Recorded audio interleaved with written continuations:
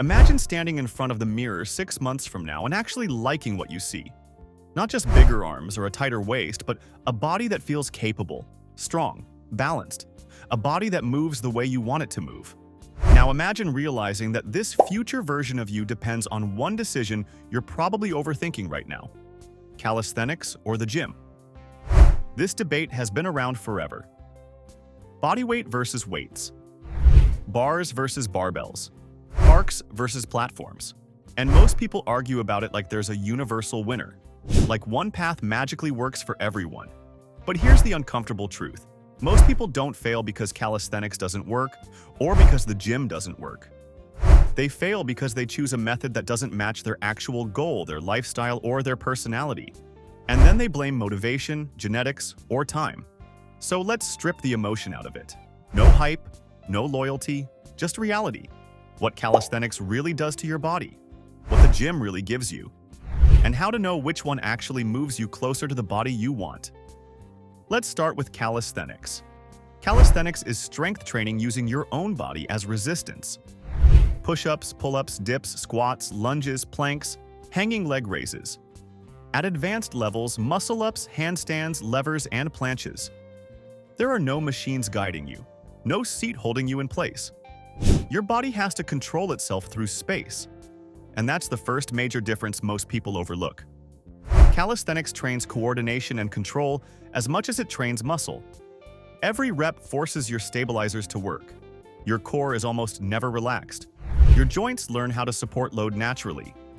That's why people who train calisthenics consistently tend to move better in daily life. They feel lighter, more connected, more athletic. There's also a certain honesty to it. You can't cheat a pull-up the same way you can bounce a barbell or rely on a machine. Either you can move your body or you can't. That builds not just strength but confidence rooted in capability. Physically, calisthenics creates a specific look. Lean, dense, functional. Muscles that show up when you move, not just when you flex. Shoulders that stay healthy. A core that actually stabilizes instead of just looking good in photos. For many people, especially beginners, the results come fast because their body has never been challenged this way before. But calisthenics isn't perfect. Here's where people get disappointed. If your main goal is maximum muscle size, calisthenics requires more patience. Progression isn't as simple as adding 5 pounds. You have to manipulate leverage, range of motion, tempo, and skill. Going from knee push-ups to full push-ups, from pull-ups to weighted pull-ups or one-arm variations, from basic holds to advanced ones. That progression is powerful, but it's slower and more technical. Many people quit before the payoff because it feels like hard work without immediate visual reward. Not because calisthenics doesn't work, but because it demands consistency and humility. Now let's step into the gym. The gym is designed for one thing: controlled overload. Barbells, dumbbells, machines, cables. Everything exists to make muscles work harder in precise ways. You can isolate muscles. You can measure progress down to the smallest increment. You can push close to failure safely and repeatedly. That's why the gym is incredibly effective for building muscle size. If you want bigger legs, you squat, press, and load them heavy. If you want a bigger chest, you bench, incline, and fly. Weak point? There's a machine or exercise for it. That efficiency is hard to beat. The gym also gives fast psychological feedback. More plates on the bar, bigger pump in the mirror, clear numbers going up. For many people, that feedback loop is motivating and addictive in a good way. It keeps them consistent. But the gym has a shadow side that rarely gets discussed honestly. Because movement is guided, stabilizers often get less work. Machines lock you into fixed paths. Even free weights, when overused without balance, can build strength that only works under very specific conditions. Straight lines, predictable angles, controlled environments. That's why you sometimes see people who look strong but feel stiff. Big numbers on lifts, but poor mobility. Impressive muscle, but nagging shoulder pain, tight hips, or a weak core that collapses outside the gym. The gym doesn't automatically make you dysfunctional. Bad programming does. Ego lifting does. Ignoring mobility and control does. But it's easier to fall into those traps when the environment rewards load over movement quality. So now we have two systems: Calisthenics builds relative strength, coordination, and body awareness. The gym builds absolute strength, muscle size, and measurable overload. Which one is better?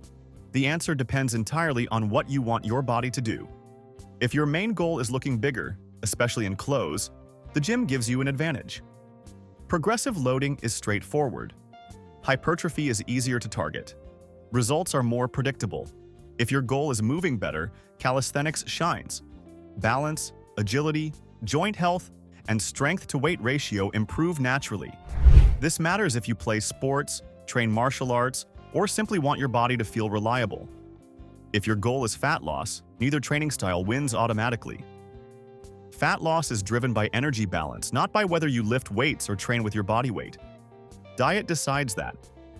Training plays a supporting role. It helps shape your body, maintain muscle, and keep your metabolism healthy. But calories ultimately control whether fat is lost or stored. That said, calisthenics often fits more naturally into daily life.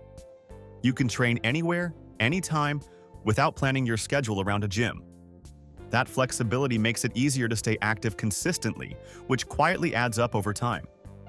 If your goal is long-term sustainability, calisthenics often feels easier on the joints, especially when progression is slow, controlled, and earned.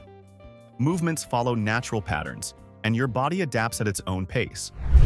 The gym can absolutely be just as safe and effective, but only when ego stays out of the equation. Chasing numbers too aggressively, lifting with poor form, or ignoring recovery is where problems start. The tool isn't the issue. How it's used is. There's another factor people ignore completely: personality. This matters more than most programs. Some people love structure. They enjoy tracking numbers, chasing PRs, and following clear, repeatable plans. The gym suits them perfectly because progress is measurable and obvious. Others hate enclosed spaces, mirrors, and rigid routines. They thrive on freedom, movement, and skill development. Calisthenics keeps them engaged because it feels less restrictive and more expressive. At the end of the day, the best program is the one you actually stick to. Not for 2 weeks, not for a month, but for years. Now here's the part that ends the debate. You don't have to choose one forever. Some of the strongest, healthiest, and most impressive physiques come from combining both. Using the gym to build raw strength and muscle.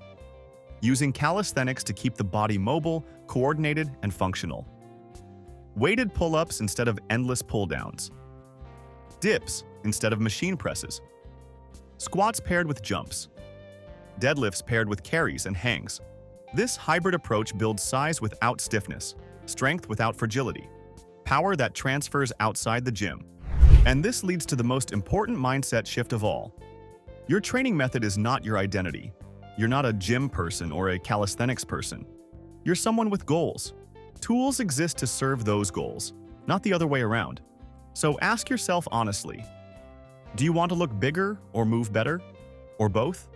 Do you want structure or freedom? Do you enjoy numbers or skills? Do you want convenience or precision? There's no wrong answer, only mismatched choices. If you love the gym but feel stiff and injured, your body might be asking for more calisthenics. If you love calisthenics but feel underdeveloped, progressive loading might be the missing piece. Fitness isn't about picking sides, it's about alignment.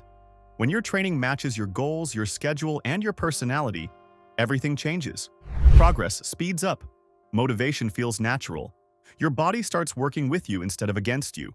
So, calisthenics or gym? The real question is simpler and more powerful than the debate itself. Which one helps you show up consistently, train intelligently, and build a body that actually improves your life? Answer that, and you'll stop arguing and start progressing.